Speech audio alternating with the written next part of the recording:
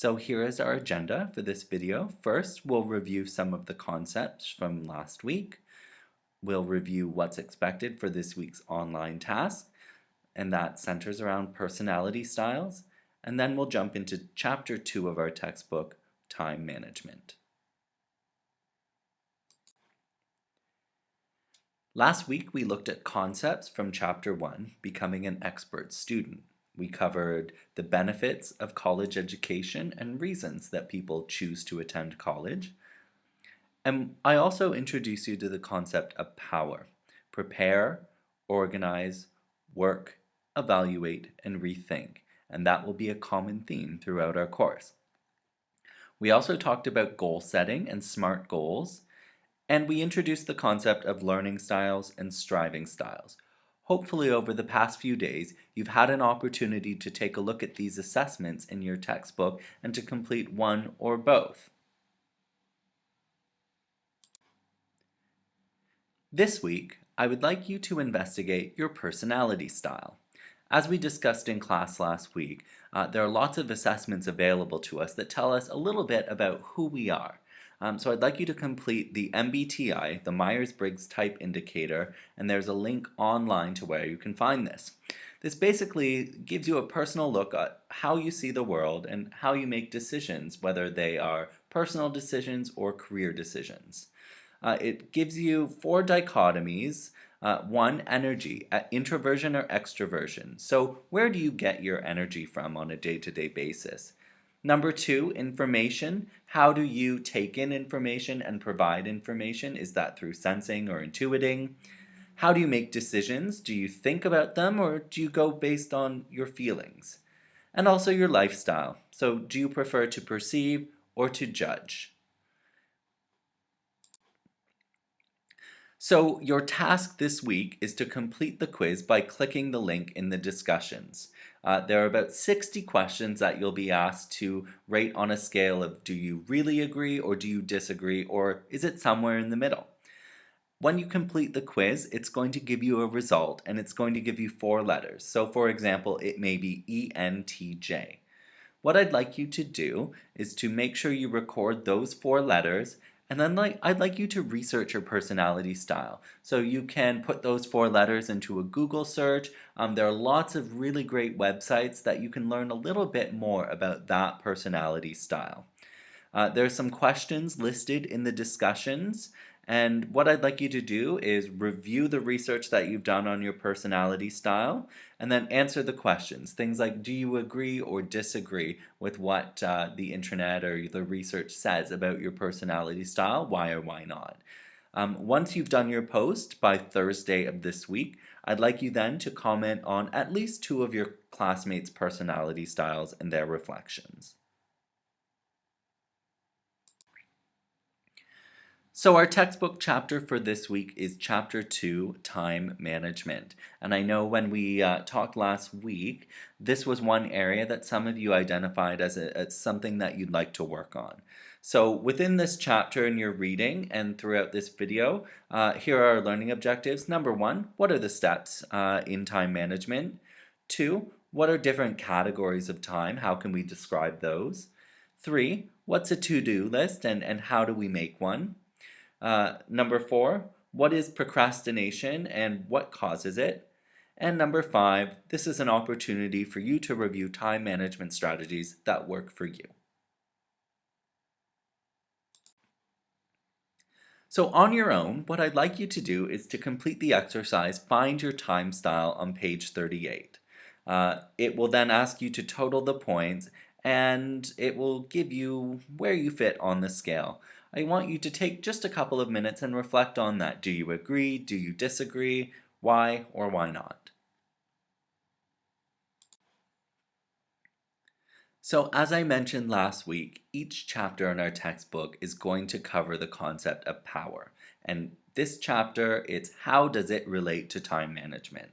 So number 1, prepare, log your time and activities. 2, organize, both short and long-term activities. 3, work, what strategies do we need for personal success? Number 4, evaluate, what worked and what didn't. And then finally, rethink based on what worked or what didn't, how are we going to plan ahead based on our experiences? Let's take a look at each of these in a bit more detail. So, in Prepare, we may want to create a time log of everything. Basically, what happens in our day-to-day or week-to-week life. This could be tasks that need to be completed, interruptions, downtime, which is also very important. So, if we wanted to go through this activity, we would list all of these items and then we would prioritize them based on our goals. So here in this example, you see studying for class, that's ranked number 1, and I agree, that's pretty important. Next is organize, and this is how we identify tools to help us be successful in our day-to-day lives. So here are a few examples. Number 1, a one-page master calendar. So this could in term all of the work that needs to be done.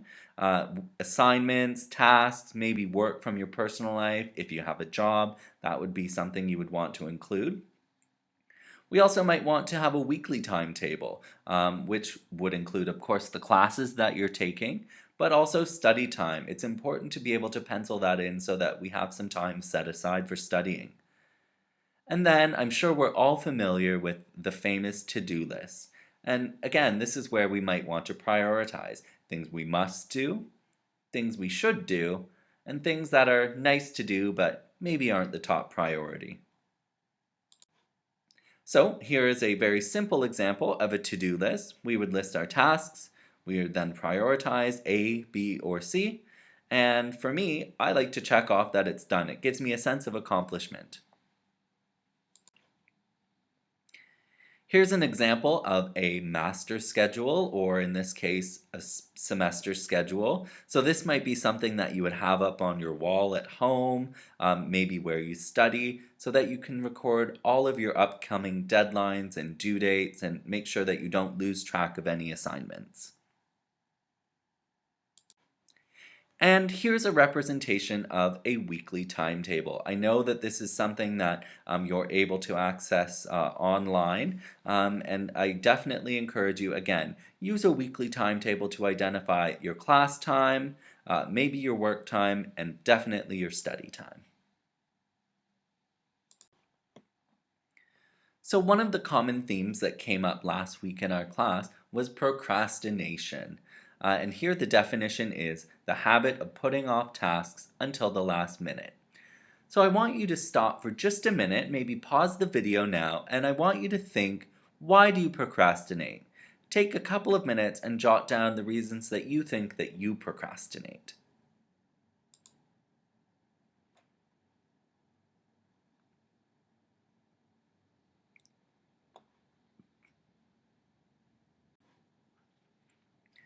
This slide comes from your textbook, and it was based on a survey of people asking, if you're procrastinating, what are you doing instead?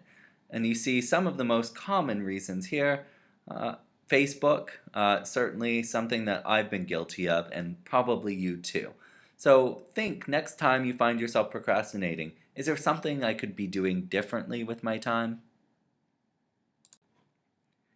So here are a few general tips for procrastination. Number 1, break large tasks into small ones. I know that when you're working on big projects, it might seem really intimidating. So if you break it down, that might be a helpful step for you to be able to tackle little bits at a time.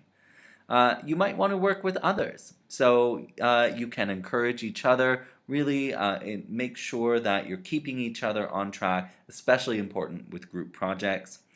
And the other tip is just jump in, get started. If you just make that first effort, I think oftentimes you'll realize it's really not so tough. So now we're at the E, evaluate portion of power. And here are some questions that you'll want to reflect on, maybe at the midterm, maybe at the end of your first semester. Did you meet all of your deadlines? Did you prepare well for your tests and assignments? Did you accomplish everything on your to-do list? And ultimately, did you have enough time for everything? Once you've evaluated how you approach time management, then it's time to rethink. Do you need to prioritize? Maybe you need to be a bit more realistic with your time, that there's just not enough time in a day to accomplish everything that you must do. Then think about your own personal time management style. What might you do differently or better next time?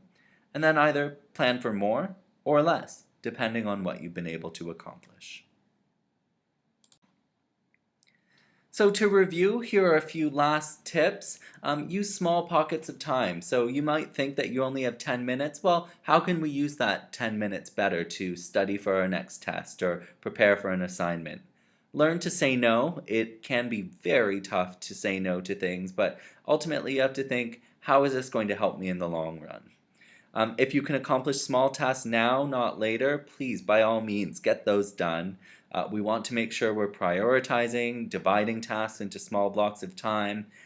When you have class time, make sure you're using it well. So you'll find over the next several weeks together, we will have opportunities for you to work on your assignments in class. So make sure that you're using that time wisely.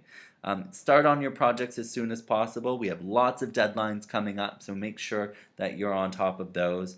And there are lots of tech tools available to us to help us keep on track. So maybe Google them, see what works for you. So the last activity I'd like you to complete for this week in time management is the Find Your Procrastination Quotient exercise on page 56.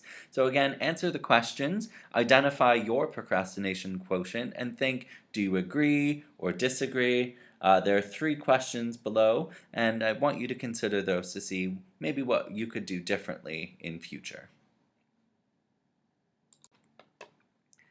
So now that you've watched this video, I just want to bring your attention to what's ahead. So again, your task for this week is to complete your personality style activity, and this is in the discussions area of Fanshawe Online.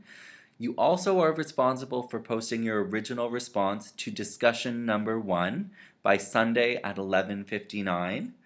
For next week on Monday, please have chapter 3, Reading and Remembering, read. And looking forward, assignment number 1, part A, is due on January 27th.